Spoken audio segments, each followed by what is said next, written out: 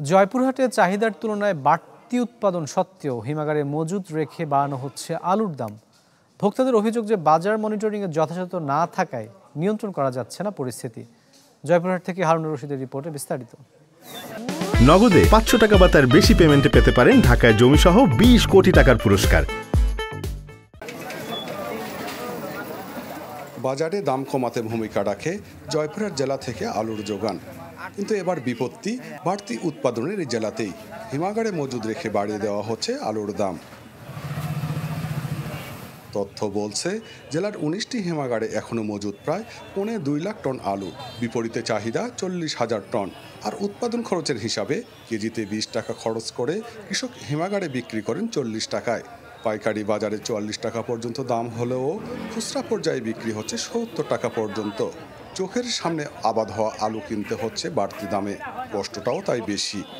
আলুর দাম আগে কিনতাম ৩০ টাকা, সেই আলু এখন ৭০ টাকা হয়ে গেছে আমাদের লাগালের বাইরে আর কি। আর এখন হলো উদ্যোগ দিচ্ছে ৭০ টাকা আলুর দাম, তাই এইভাবে আমরা কেমন করে চলবো?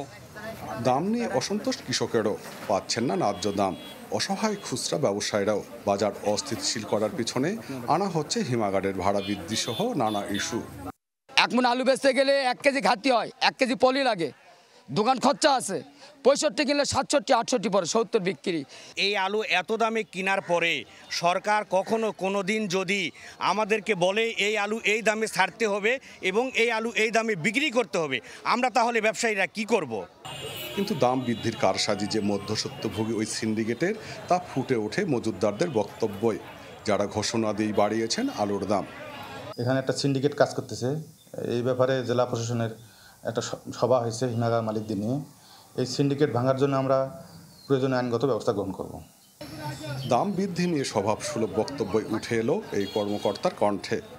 বর্তমানে যে হারে আলু মজুদ আছে সেই তুলনায় আলুর দাম বৃদ্ধি হওয়ার বাজারে কোনো কারণ নাই, এটা হয়তো সিন্ডিকেটের জন্য হচ্ছে।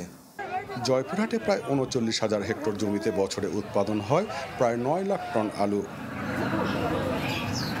হারুনুর রশিদ, চ্যানেল 24, জয়পুরহাট।